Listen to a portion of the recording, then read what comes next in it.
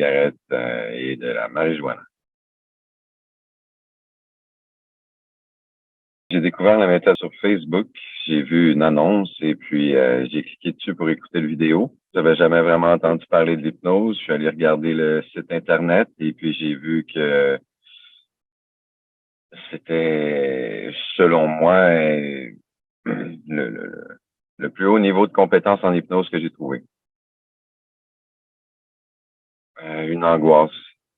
Avant, j'aimais ça. Maintenant, j'aime plus ça. Je sens que je pourrais faire mieux. À chaque pop, je me demande, ouais, mais t'aimes pas ça.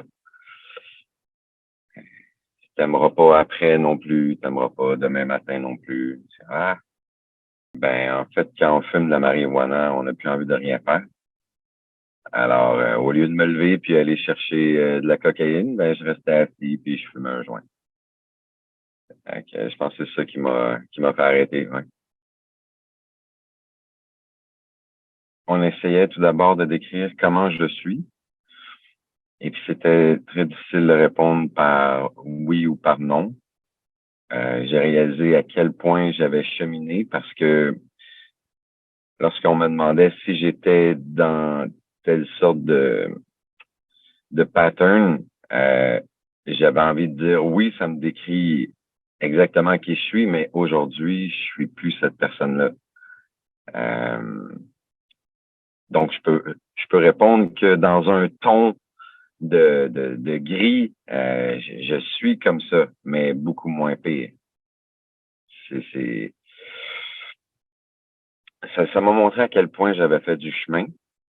Et puis, lorsqu'on m'a dit à la fin qu'une personne devrait avoir 3 ou 4 crochets, qui a répondu oui, puis que d'après moi, j'en avais à peu près une vingtaine, je me suis dit, bon, ben, il y a du travail à faire. T'es pas au bout, c'est parfait, on va découvrir des nouvelles choses.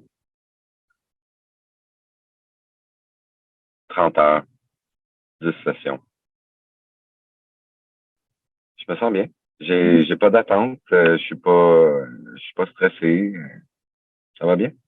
Ici, à l'heure du Québec, mes enfants sont couchés. Donc, je suis allé dans ma voiture.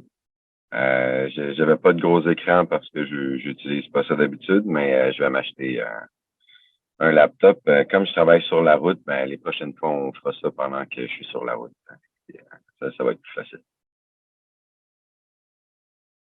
J'ai une petite phrase qui me tourne dans la tête à toutes les fois que mes émotions commencent à se construire. Un cocaïnomane va comprendre. Ici, on a une boule d'émotions.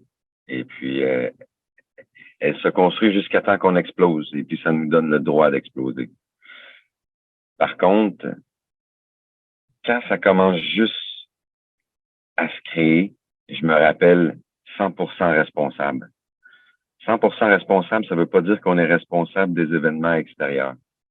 Ça veut dire qu'on est 100% responsable de réagir à ce qui se passe présentement.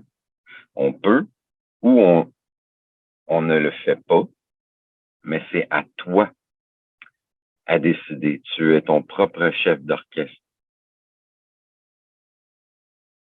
Oui, motivé, c'est sûr.